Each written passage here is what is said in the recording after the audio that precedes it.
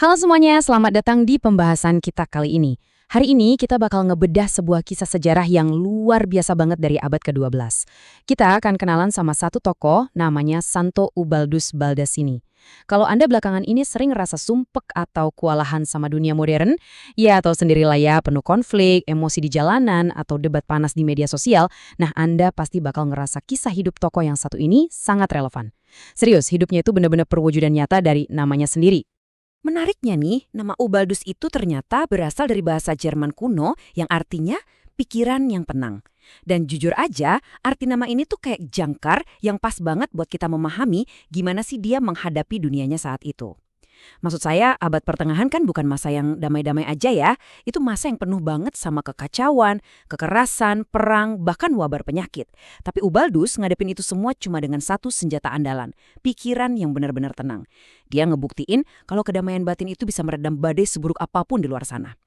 Oke, kalau kita lihat perjalanan hidupnya sebentar, Ubaldus lahir di tahun 1085 di sebuah keluarga bangsawan di kota Gubbio, Italia. Meski lahir kaya, hidupnya nggak gampang loh. Ayahnya meninggal waktu dia masih kecil banget, dan ibunya sakit-sakitan. Akhirnya dia dibesarkan sama pamannya yang juga seorang uskup.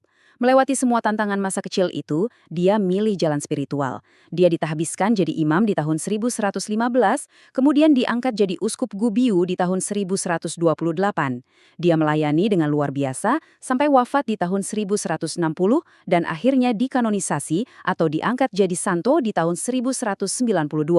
Nah, urutan waktunya udah kebayang ya. Sekarang mari kita masuk ke kisah-kisah karakternya yang beneran bikin geleng-geleng kepala. Bagian selanjutnya, uskup berlumuran semen basah, ujian kesabaran.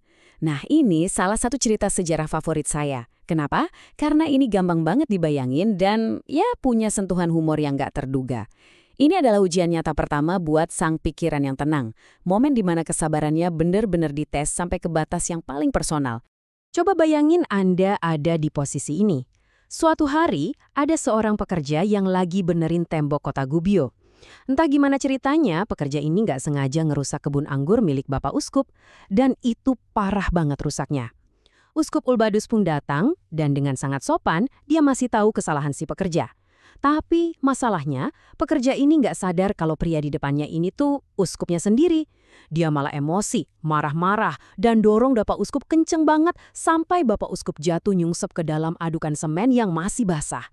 Bayangin, sekujur badannya berlumuran semen dari ujung rambut sampai ujung kaki. Pertanyaannya, kalau itu kejadian sama Anda, apa reaksi Anda?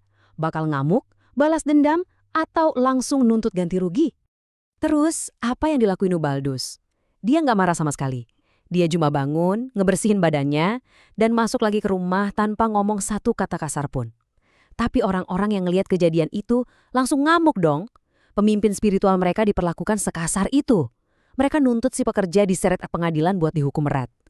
Nah, pas dengar kabar ini, tebak apa yang dilakuin sang uskup? Dia malah muncul di pengadilan, berdiri ngebelain si pekerja tadi, dan minta hakim buat membebaskan orang itu. Maksud saya, wow, ini tingkat kesabaran yang hampir sulit dipercaya kan? Dia melindungi orang yang nyerang dia dari hukuman. Ngebuktiin nyata kalau pikiran yang tenang itu selalu menang melawan ego. Keberanian sang pembawa damai, menghadapi pedang dan pasukan. Kalau Anda pikir kesabaran Ubaldus itu cuma terbatas buat urusan pribadi kayak kebun anggur tadi, Anda salah besar.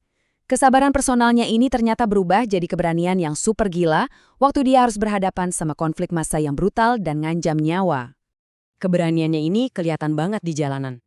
Suatu hari, pecah tawuran massal yang sangat brutal di kota Gubbio.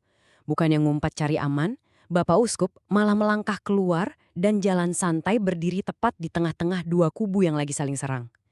Betul, dia jalan masuk ke tengah badai sabetan pedang dan hujan batu tanpa rasa takut sedikit pun. Terus, tiba-tiba, dia jatuh tergeletak di tanah. Detik itu juga, seluruh massa langsung membeku. Berhenti berkelahi, mereka syok berat karena ngira mereka baru aja nggak sengaja ngebunuh uskup mereka sendiri.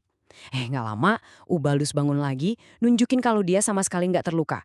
Ketegangan yang tadinya memuncak langsung luntur seketika. Warga saking bersyukurnya langsung buang senjata, pelukan damai, terus pulang ke rumah. Kehadirannya yang tenang benar-benar bisa menghentikan pertumpahan darah tepat di depan mata. Tapi ancaman tawaran jalanan itu belum ada apa-apanya dibandingin yang satu ini. Di satu sisi, kita punya Kaisar Frederick Barbarossa yang sangat ditakuti, datang bawa pasukan militer raksasa buat nyerang Gubbio. Kekuatan kekaisaran ini masif banget dan udah siap ngeratain kota.